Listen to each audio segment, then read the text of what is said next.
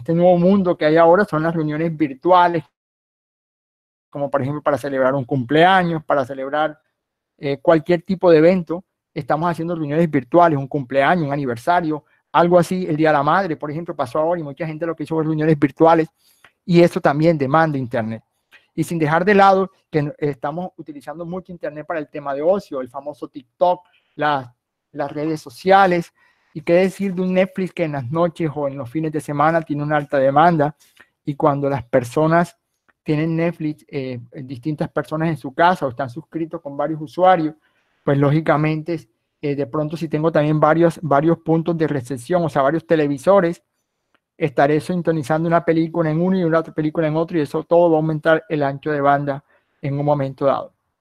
Entonces vamos a ver una serie de recomendaciones relacionadas con eso. Entonces todos estos retos están derivando que un internet que en mi casa solamente se usaba antes en la noche o los fines de semana y muy esporádicamente, porque yo veía internet todo el tiempo en mi trabajo, donde el ancho de banda es enorme, ahora lo estoy utilizando en mi casa en gran medida. Eso ha disparado el uso de internet. Por eso el título que hemos dado a esta conferencia, que es el internet en el hogar, o sea, cómo se ha disparado ese internet en el hogar, y lógicamente cómo ha disminuido la velocidad que yo tenía antes con respecto a la actual con respecto a la que tenía antes. Entonces es una diferenciación enorme. Mientras que de pronto las compañías, el uso de internet prácticamente está apagado, nosotros ahora le hemos dado una alta demanda o gran uso al internet en nuestras casas. Y pues vean ustedes, por ejemplo, en esta conferencia o en esta charla, nosotros no estamos utilizando la cámara, y eso es prácticamente una de las recomendaciones que vamos a tener al final. El uso de internet, a propósito de este tema de alta demanda, en cifras de Colombia y Latinoamérica entre los meses de marzo y abril, algunas que recogimos, pueden ser exactas o no, pero son aproximadas. El uso de internet aumentó en un 38% en Colombia, principalmente en los hogares. O sea, nosotros por los operadores, una revisión que se hizo a nivel con Google, se miró que aproximadamente en promedio las compañías proveedoras de internet han llegado hasta más o menos promediando un 38% entre esos 2 meses, unas más que otras, pero digamos la línea promedio es 38%. A nivel de Latinoamérica, ese internet, ya mirando los distintos países, Perú, Argentina, Chile, Ecuador, etcétera, la misma Colombia, Brasil, estamos aproximadamente en un 25% en ese incremento del uso de internet. ¿Qué decir de temas como WhatsApp, que creció en un 50% a nivel global? Lo mismo que el uso de Facebook, Instagram, todo eso está llevando a un 50% también a nivel global. ¿Por qué? Porque ahora las personas han aumentado en las videollamadas, las llamadas por WhatsApp, para no utilizar el tema de voz, sino están utilizando los datos. Entonces, todo eso ha aumentado el uso de internet. Pero hay que tener en cuenta que a medida que eso va aumentando, hay que ponerse a pensar que internet está construido como una carretera de un conjunto de carriles. Es fijo, si yo tengo una carretera de 6 carriles, hoy sigue teniendo 6 carriles, lo único que aumentaron la cantidad de vehículos en ella. Entonces, lo que hemos visto en redes, lo que va por esa carretera son paquetes, son tramas, etcétera. Entonces, el internet es un recurso finito. Cuando digo es finito, es la carretera sobre la que está montado internet, es finito.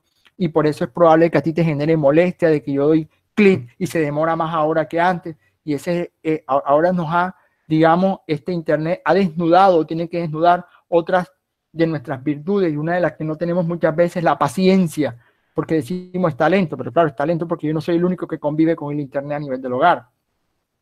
Y dado eso, que la carretera ya está fija con una cantidad de carriles determinados, yo no puedo llevar la infraestructura de cobertura a un mayor porcentaje de una vez. O sea, la infraestructura de cobertura no se puede ampliar de un momento a otro como que con un clic de dedo, un chis de dedo, no se puede hacer, porque se requieren millonarias inversiones que no estaban programadas también por parte de los proveedores de internet, ya sean pequeños, grandes.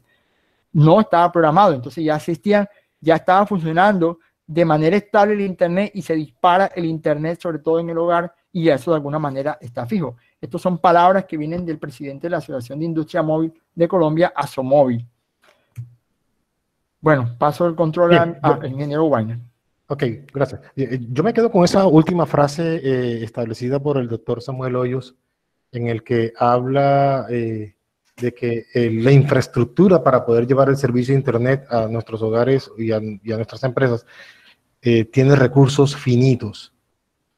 Por tal razón, pues me tomé el trabajo de traer a relación en esta presentación cómo es la infraestructura física que tiene que implementar un proveedor de redes y servicios de telecomunicaciones. Hoy por hoy, digámoslo así, tomamos como referencia los grandes 5 competidores en Colombia, o los grandes 5 proveedores de servicios de telecomunicaciones y en especial de Internet en Colombia, como lo es Movistar, Tigo, UNE, Claro y ETV. Entonces, para mostrarle un poco cuál es esa problemática y en qué está lo finito que hablaba el doctor Hoyos, tenemos que partir un poco de la base conceptual de los diferentes componentes que implementan estos grandes proveedores para poder llevar el servicio de Internet. Se parte obviamente de unos clientes que se encuentran del lado izquierdo. Dentro de esos clientes pues tenemos usuarios residenciales, usuarios corporativos, incluimos también los usuarios móviles que están ávidos de un servicio en particular, en este caso el servicio de Internet. Pero ¿cómo el proveedor le lleva ese servicio a ese cliente en particular? Hablamos de clientes domiciliarios, es decir, que se encuentran en un predio, en una casa, en un local en particular. En ese caso nos referimos a los usuarios residenciales y corporativos, pues ya que los móviles se están, digamos así, distribuyendo por toda la ciudad y no tienen un punto fijo de referencia. Entonces, estos proveedores como tal implementan una red de acceso. Entiéndase por red de acceso esos mecanismos físicos que me permitan a mí llevar la señal o el servicio hasta ese predio. Entonces, de acuerdo a cada proveedor, cada uno de ellos implementó una determinada tecnología y obviamente cada una de esas tecnologías tiene sus respectivas limitantes que vamos a expresar en esta presentación. Entonces, digamos que en algunos casos, compañías como Movistar que heredaron una infraestructura bastante legacy, bastante vieja o antigua de lo que era el servicio antes de telefonía fija, Movistar, pues sobre esa tecnología o sobre esas redes viejas, montó su nueva red de acceso. Sobre esa nueva red de acceso, ellos ofrecen hoy por hoy un servicio llamado un servicio de banda ancha bajo una tecnología conocida como tecnología ADSL. Partimos también de un concepto y es que cuando yo adquiero el servicio de Internet, realmente yo estoy contratando el acceso a una gran red en 2 vías.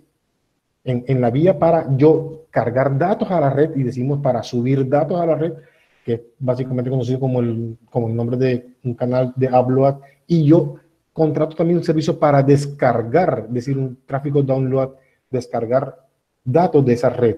Cuando hablamos de descargar datos de la red, nos referimos a algo tan simple como recibir un WhatsApp en nuestros teléfonos celulares, o como descargar una película para verlas en Netflix o en cualquiera de nuestros aparatos o nodos que tengamos en el hogar.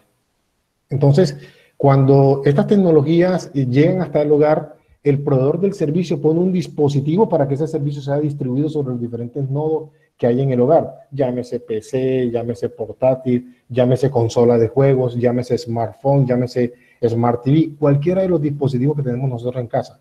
Y en muchos de los casos, ese dispositivo final, llámese modem, CPE, HGU, como lo quieras llamar, o router, a veces lo colocamos en el lugar en que más nos conviene a nosotros, pero no el que le conviene al proveedor.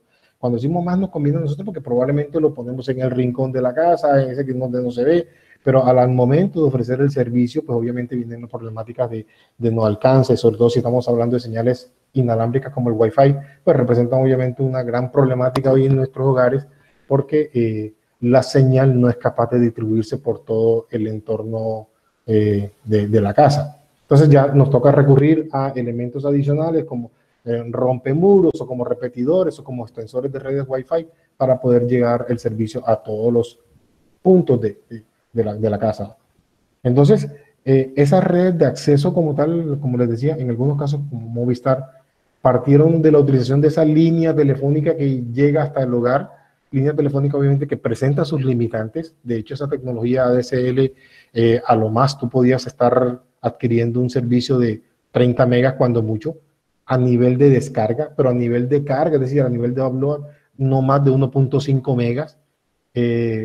Son limitantes de esa tecnología. Sin embargo, Movistar hizo el salto y trajo consigo la distribución de una red de fibra óptica por toda la ciudad, permitiendo la llegada al hogar con este nuevo medio de comunicación.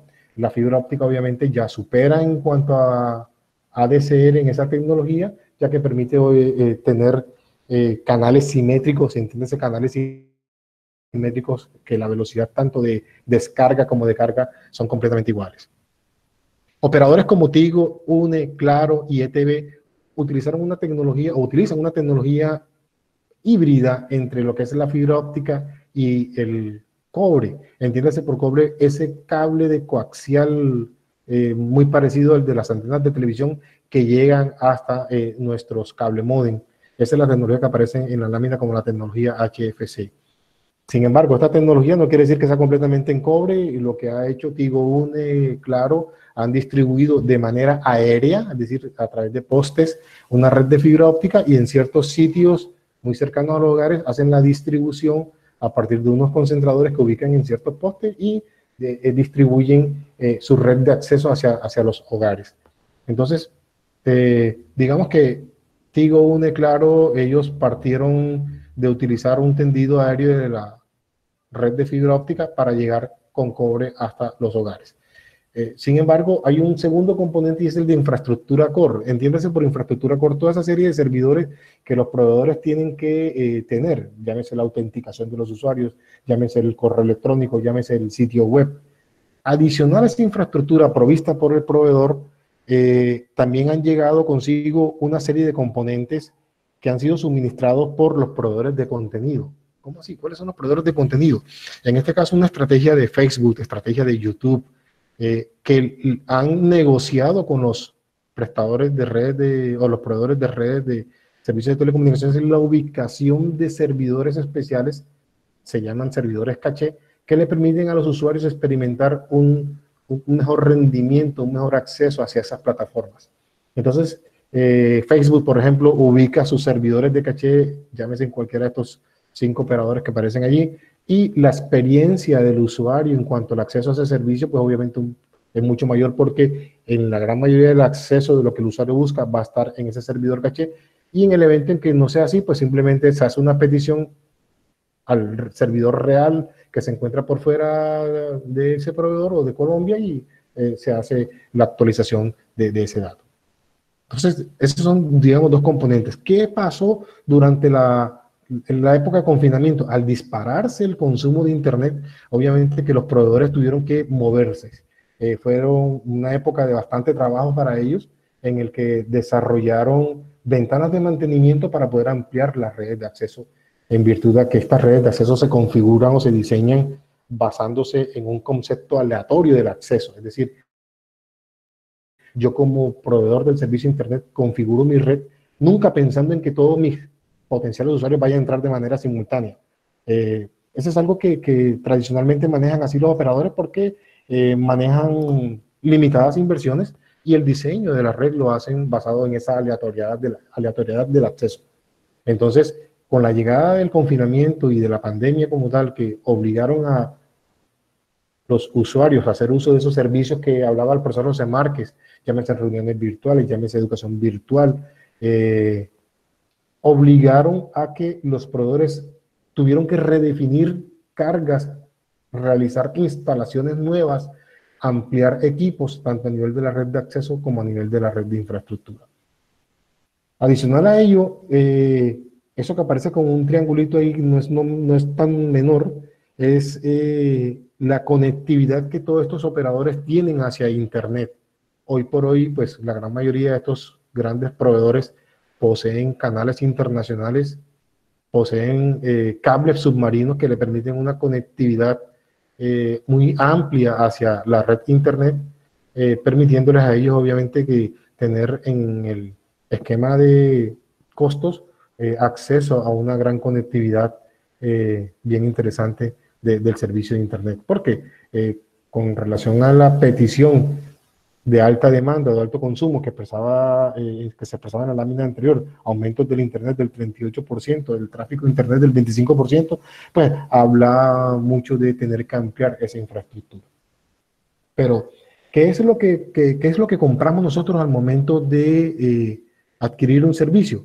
En el siguiente slide, sin tratar de defender, sino simplemente para mostrarle un poco lo que nosotros compramos, me tomé el trabajo de presentarles las diferentes ofertas de servicio que cada uno de estos proveedores presentan a la ciudadanía. Por lo menos en el caso de Movistar, verán en el primer recuadro oferta específicamente para el servicio basado en cobre, el servicio ADSL, que van hasta 10 megas como máximo y son servicios asimétricos, es decir, yo de descarga tengo 10 megas, pero de carga, es decir, de subida a internet, solo uno. A diferencia de los servicios que se encuentran en el lado derecho, los que van desde 80, 100, 200 y 300 megas son servicios basados en cobre, perdón, en fibra óptica. Por eso las grandes velocidades. En el caso de Tigo y UNE se presentan velocidades también de alto rendimiento, como el caso de ese triple play que lo venden ya empaquetado con el servicio de televisión y que van desde los 300 hasta los 30 megas. En el caso de Claro, Claro tiene unas ofertas mucho más económicas. Estas ofertas también se caracterizan por ser ofertas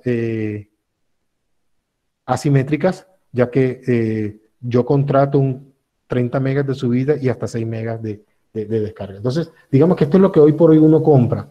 Pero aquí la invitación, más que a lo que mi capacidad de pago me da para comprar, es que yo como usuario debo estar realizando unas diferentes mediciones del servicio de Internet.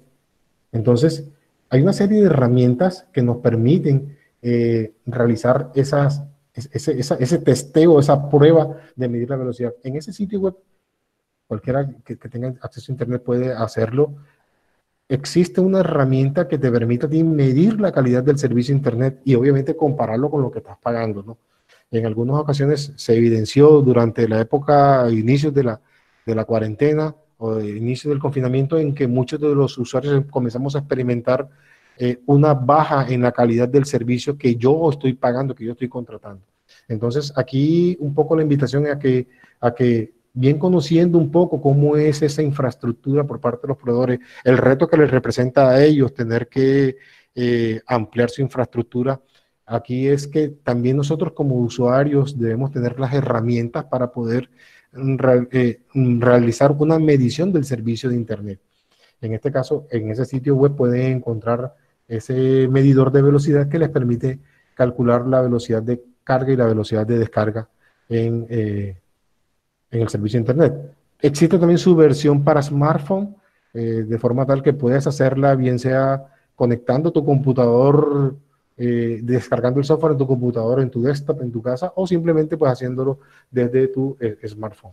Entonces aquí mi recomendación es, ante esa amplia infraestructura con que cuenta el operador, obviamente vamos en defensa a lo que yo estoy pagando, en defensa a lo que yo estoy contratando.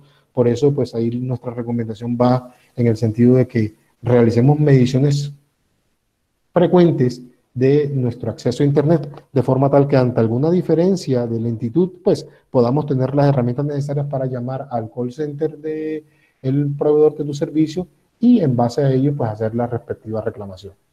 Tecnologías como el cobre, por ejemplo, como el coaxial que tiene Tigo Une, tienden a presentar problemas de rendimiento cuando hay múltiples variaciones dentro del hogar, cuando hay empalmes hechos digamos así, por parte de los técnicos, y eso obviamente va en detrimento del servicio, del ancho de banda de Internet. Y si es en el caso de la red de Wi-Fi al interior de la empresa o de la casa, obviamente también hay unos elementos adicionales en el hogar que pueden conllevar a una afectación en el servicio de Internet. Aquí la sugerencia y la recomendación siempre es, en lo posible, todo aquello que sea sensible para ti, trata de conectarlo a través de elementos de cobre, es decir, una conectividad bien sea a través de un switch, a través de un cable UTP, para que tu Smart TV o para que tu computador de escritorio tenga una mejor experiencia en el servicio de Internet.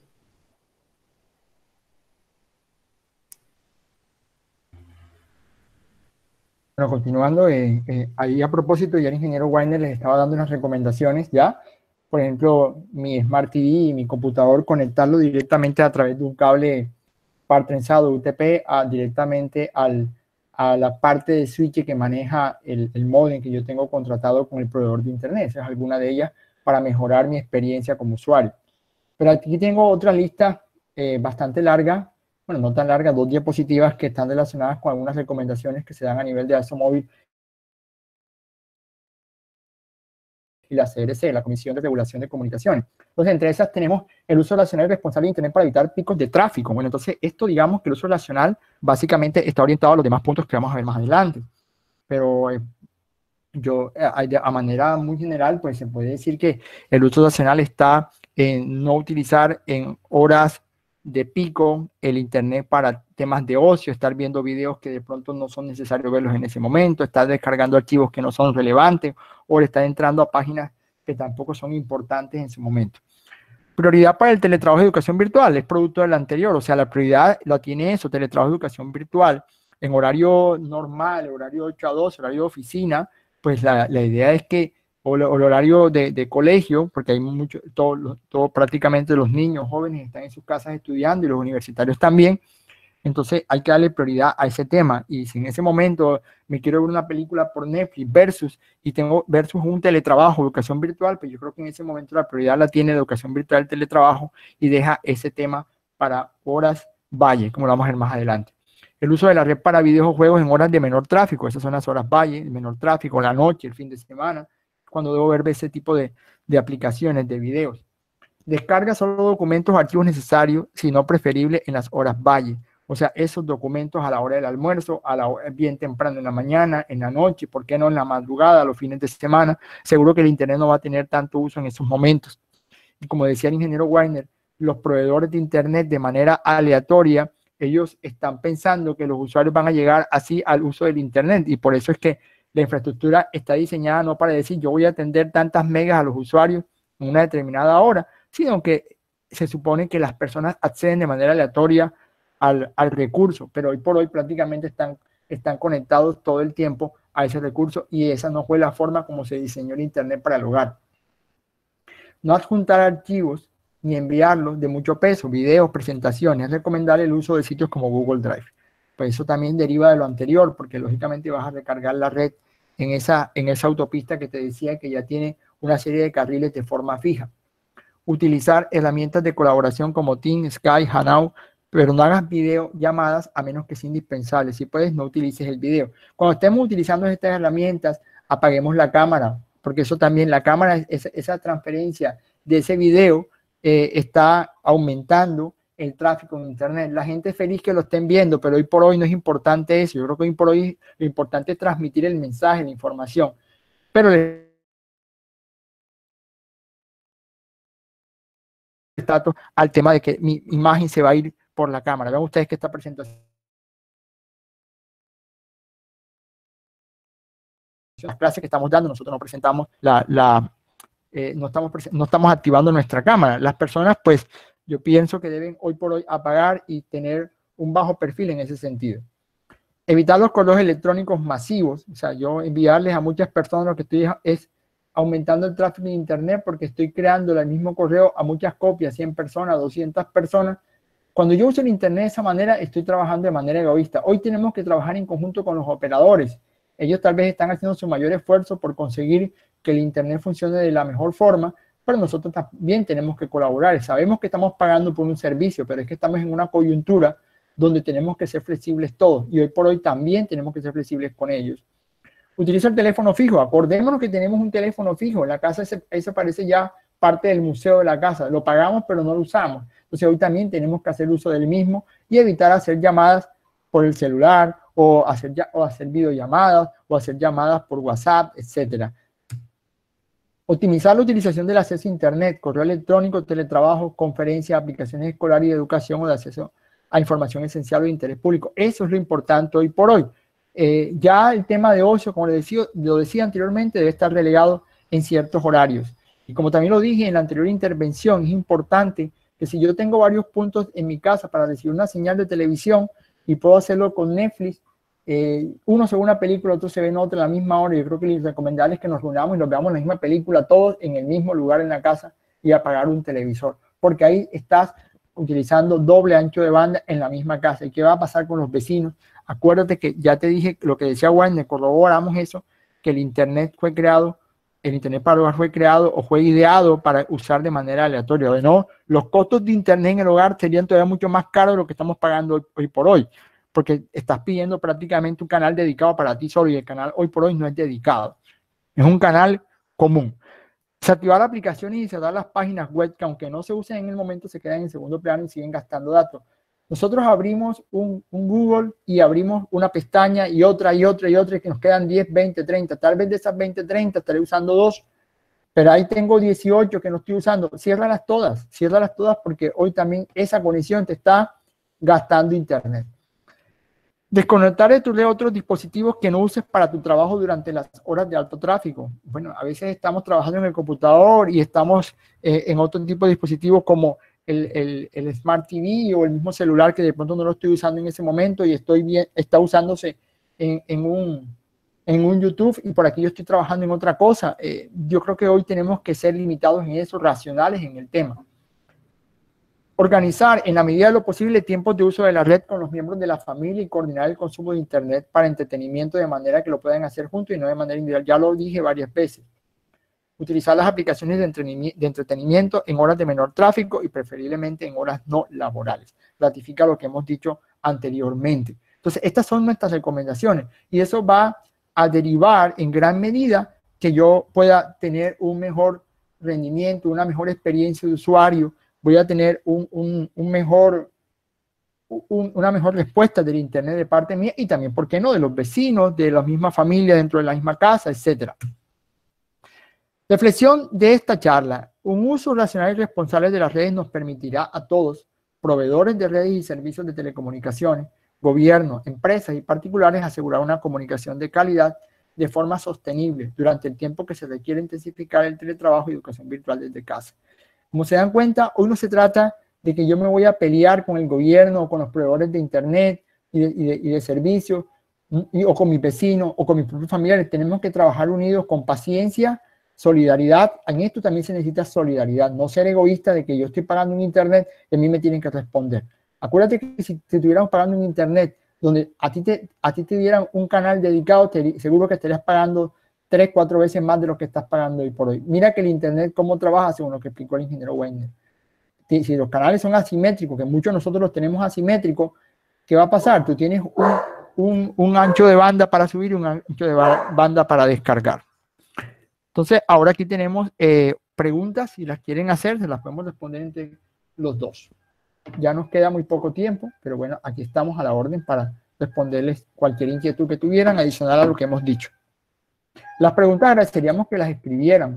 A ver cuántos son. O bueno, sí, que las escribieran para que no se crucen allí el uno con el otro. Esperamos a ver si tienen alguna pregunta. Si no, pues entonces esperamos un grado como recomendaciones que les estamos dando para el uso de internet.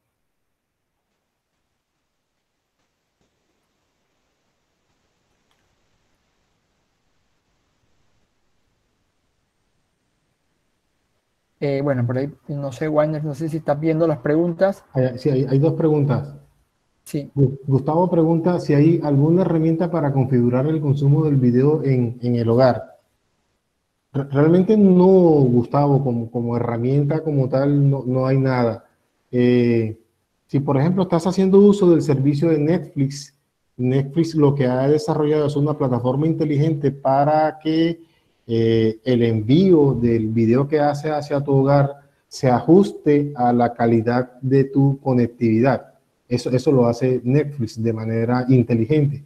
Pero que haya en el mercado una herramienta que te permita a ti configurar el video como tal, no. O sea, la mayoría de estos dispositivos, como el caso de los Smart TV, ellos se ajustan a la velocidad, a la conectividad que tú tengas, porque el fabricante siempre te va a demandar que él va a querer ofrecerte un servicio de óptima calidad. En el caso de un video en 4K, obviamente que él va a exigirle al canal esa conectividad, le va a exigir esa capacidad, pero si no la tiene, obviamente comienza a degradarse un poco, pero no hay en el mercado una herramienta que nos permita configurar el consumo del video en el hogar.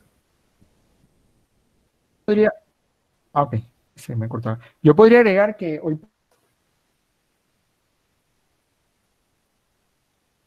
de ancho de banda en los distintos... ¿Cómo? Ahora miramos.